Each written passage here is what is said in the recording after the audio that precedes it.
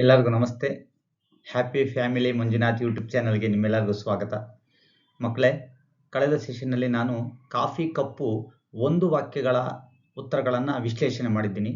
ಇಂದಿನ ಸೆಷನ್ನಲ್ಲಿ ಅದರ ಮುಂದುವರೆದ ಭಾಗ ಕಾಫಿ ಕಪ್ಪು ಗದ್ಯದ 2-3 ವಾಕ್ಯಕ್ಕೆ ನಿಮ್ಮನ್ನು ಕರೆದುಕೊಂಡು ಹೋಗ್ತೀನಿ. ಬನ್ನಿ, ತಡ ಮಾಡೋದು ಬೇಡ, ನೇರವಾಗಿ 2-3 ವಾಕ್ಯದ ಪ್ರಶ್ನೆಗಳಿಗೆ ನಾವು ಹೋಗೋಣ.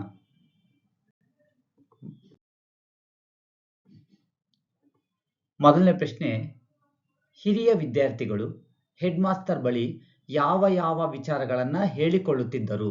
ಇದು ಎರಡನೇ ಪ್ರಶ್ನೆ. ಉತ್ತರ ನೋಡ್ತಾ ಹೋಗೋಣ. ಎಲ್ಲ ಕಡೆ ವ್ಯಾಪಾರ ಕಡಿಮೆಯಾಗುತ್ತಿದೆ, ರೂಪಾಯಿಯ ಬೆಲೆ ಕುಸಿತಾ ಇದೆ. ಆ ರೂಪಾಯಿ ಅಂತ ಆ ಒಂದು ಚಿತ್ರ ಕಾಣಿಸ್ತಾ ಇದೆಯಲ್ಲ, ರೂಪಾಯಿಯ ಬೆಲೆ ಕುಸಿತಾ ಇದೆ.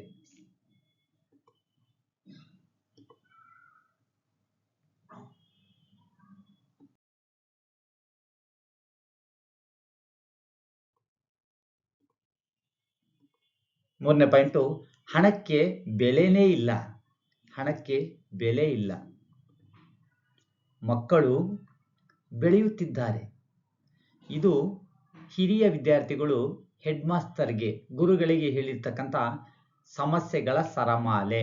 4-5 ಪಾಯಿಂಟಲ್ಲಿ ಹಿಡಿದಿಟ್ಕೊಂಡ್ರೆ ಇದು ಉತ್ತರ ಸಿಗುತ್ತೆ ಮಕ್ಕಳೇ. ಎರಡನೇ ಪ್ರಶ್ನೆಗೆ ಹೋಗೋಣ.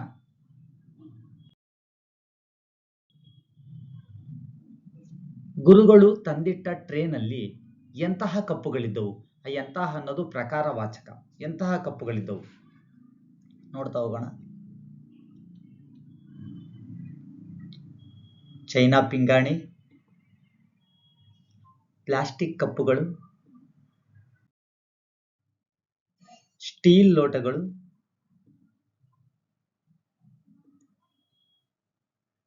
ಆ ವೈಟು ಮತ್ತೆ ಬ್ಲ್ಯಾಕ್ ಗಮನಿಸಿ, ಅತ್ಯಂತ ಎಣ್ಸಂದಿ, ಅದು ಅತ್ಯಂತ ಬೆಲೆ ಬಾಳುವಂಥದ್ದಿದ್ದವು ಮತ್ತು ಏನೂ ಬೆಲೆ ಬಾಳದ ಗಾಜಿಂದು.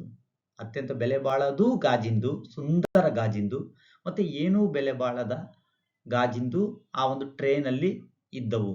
ಇದು 2-3 ವಾಕ್ಯದ ಎರಡನೇ ಪ್ರಶ್ನೆಗೆ ಉತ್ತರ ಮಕ್ಕಳೇ. ಮೂರನೇ ಪ್ರಶ್ನೆ ನೋಡ್ತಾ ಇದ್ದೀರಾ. ಹೆಡ್ ಮಾಸ್ಟರ್ ಮಕ್ಕಳಿಗೆ ಏನೆಂದು ಹೇಳಿ ಅಡಿಗೆ ಮನೆಗೆ ಹೋದರು? ಪ್ರಶ್ನೆ. ಮಕ್ಕಳೇ 5 ನಿಮಿಷ ಇರಿ. ಮಕ್ಕಳೇ 5 ನಿಮಿಷ ಇರಿ. ನೋಡಿ, ಏನೋ ಕಾಫಿ ಬಂದಿದೆ. ಕಾಫಿ ಟೈಮ್ ಬೇರೆ ಇದೆ. ನಿಮಗೆಲ್ಲ ಒಂದು ಒಳ್ಳೆಯ ಗುಣವಾಚಕ. ಕಾಫಿ ಮಾಡಿಕೊಂಡು ಬರುತ್ತೇನೆ. ನನ್ನ ಹೆಂಡತಿ ತೀರಿ ಹೋಗಿ ಹಲವು ವರ್ಷವಾಯಿತು. ಎಷ್ಟು ಚೆನ್ನಾಗಿ ಆ ಒಂದು ಸನ್ನಿವೇಶವನ್ನ ಬಳಸ್ಕೊಂಡಿದ್ದಾರೆ, ಹೇಳಿದ್ದಾರೆ ನೋಡಿ. ಮಕ್ಕಳೇ 5 ನಿಮಿಷ ಇರಿ, ನಿಮಗೆಲ್ಲ ಒಳ್ಳೆಯ ಕಾಫಿ ಮಾಡಿಕೊಂಡು ಬರುತ್ತೇನೆ. ನನ್ನ ಹೆಂಡತಿ ತೀರಿ ಹೋಗಿ ಹಲವು ವರ್ಷವಾಯಿತು ಅಂತ ಹೇಳಿ ನಕ್ಕೊಂಡು ಅಡಿಗೆ ಮನೆಗೆ ಹೋಗ್ತಾರೆ. ನನ್ನ ಕಾಫಿ ಕೂಡ, ಭಯ ಪಡಬೇಡಿ, ನಾನು ಮಾಡೋ ಕಾಫಿ ಕೂಡ ತುಂಬ ಚೆನ್ನಾಗಿರುತ್ತೆ ನೋಡಿ, ಅಲ್ಲಿ ಸೂಪರ್ಬ್ ಆಗಿರುತ್ತೆ ಅಂತ ಜೋರಾಗಿ ಅಂತ ನಕ್ಕು ಅಡಿಗೆ ಮನೆಗೆ ಹೋಗ್ತಾರೆ ಗುರುಗಳು. ಇದು ಮೂರನೇ ಪ್ರಶ್ನೆ. ಹೋಗ್ತಾರೆ ನೋಡಿ ಅಡಿಗೆ ಮನೆಗೆ. ನೆಕ್ಸ್ಟ್ 4ನೇ ಪ್ರಶ್ನೆ. ಭಗವಂತ ನಮಗೆ ಬದುಕನ್ನ ನೀಡಿದನಲ್ಲ, ಅದನ್ನ ಯಾವ ರೀತಿ ನಾವು ಮುನ್ನಡೆಸಬೇಕು, ಯಾವ ರೀತಿ ಅದನ್ನ ತಗೊಂಡೋಗ್ಬೇಕು ಅಂತ ಗುರುಗಳು ಪಾಠ ಮಾಡೋದ್ರ ಮುಖಾಂತರ ನೀತಿ ಕಥೆಯನ್ನ ಹೇಳ್ಕೊಟ್ಟಿದ್ದಾರೆ ಮಕ್ಕಳಿಗೆ. ಉತ್ತರದಲ್ಲಿ ನೋಡೋಣ. ಎಲ್ಲ ಬಂತು, ಪೂರ್ತಿ ಬಂತು. ಭಗವಂತ ನಮಗೆ ಜೀವನ ಎಂಬ ಕಾಫಿ ಕೊಟ್ಟಿದ್ದಾನೆ, ಲೈಫ್ ಎಂಬ ಕಾಫಿ ಕೊಟ್ಟಿದ್ದಾನೆ. ಈ ಜೀವನವನ್ನ, ಲೈಫನ್ನ ಆಸ್ವಾದಿಸಿ ಎಂಜಾಯ್ ಮಾಡಿ, ಅಲಂಕಾರಗಳ ಬೆನ್ನತ್ತಿ, ಅಲಂಕಾರಗಳಂದ್ರೆ ಹಣ, ಅಧಿಕಾರ, ಅಂತಸ್ತು, ಬೆನ್ನನ್ನು ಪ್ಲಸ್ ಹತ್ತಿ, ಬೆನ್ನತ್ತಿ ಕ್ರಿಯಾ ಸಮಾಸ ಬರುತ್ತೆ. ಅಲಂಕಾರಗಳ ಬೆನ್ನತ್ತಿ ಓಡಿ ನಿಮ್ಮ ಜೀವನವನ್ನ ಮರಿಬೇಡಿ, ಕಂಪ್ಲೀಟ್ ಆಗಿ ಅದರಿಂದನೇ ಬೀಳ್ಬೇಡಿ. ಒಂದು ಲೈಫ್ ಅಂತ ಕೊಟ್ಟಿದ್ದಾನೆ ಭಗವಂತ, ಅದನ್ನ ಎಂಜಾಯ್ ಮಾಡಿ ಅಂತ ಈ 3 ಪಾಯಿಂಟ್ ಅಲ್ಲಿ ಹೇಳಿದ್ದಾರೆ.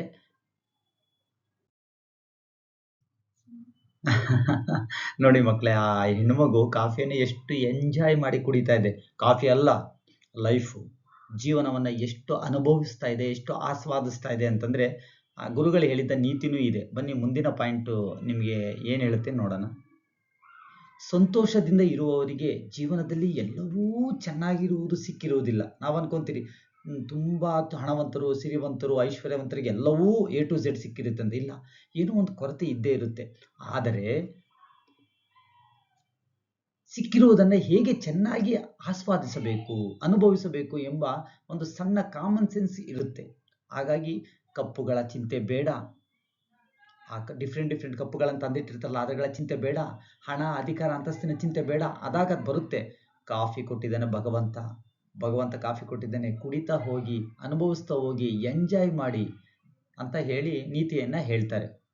ಮಕ್ಕಳೇ, ನನ್ನ ಯೂಟ್ಯೂಬ್ ಚಾನಲಿಂದ ನಿಮಗೆ ಏನಾದರೂ ಒಂದು ಸಣ್ಣ ಪ್ರಮಾಣದಲ್ಲಿ ಸಹಾಯ ಆಗ್ತಾ ಇದ್ದರೆ ಒಂದು ಶೇರ್ ಮಾಡಿ, ಒಂದು ಕಮೆಂಟ್ ಮಾಡಿ, ಒಂದು ಸಬ್ಸ್ಕ್ರೈಬ್ ಮಾಡಿ. ಯಾಕಂದರೆ ಯೂಟ್ಯೂಬ್ ಚಾನಲ್ ಬೆಳಿಬೇಕಾದ್ರೆ ನಿಮ್ಮ ಬೆಂಬಲ ಇಲ್ಲ ಅಂದರೆ ಅದು ನಿಂತ ನೀರಾಗುತ್ತೆ. ನಾನು ಪದೇ ಪದೇ ಹೇಳ್ತೀನಿ. ಮತ್ತೆ ನಾನು 8 ವಾಕ್ಯ ಮತ್ತು ಸಂದರ್ಭದ ಜೊತೆ ನಿಮ್ಮ ಜೊತೆ ಬರ್ತೀನಿ. ಕಾಫಿ ಕುಡಿತಾ ಇರಿ, ಬಿಸಿ ಬಿಸಿ ಕಾಫಿ ಕೊಟ್ಟಿದ್ದೀನಿ, ಕುಡಿತಾ ಇರಿ. ಅದು ನಿಮ್ಮ ಹೊಟ್ಟೆ ಒಳಗಡೆ ಸೇರೋದ್ರೊಳಗಡೆ ಮತ್ತೊಂದು ವಿಡಿಯೋ ಮುಖಾಂತರ ನಿಮ್ಮ ಮುಂದೆ ಕಾಣಿಸ್ಕೊತೀನಿ. ಬಾಯ್.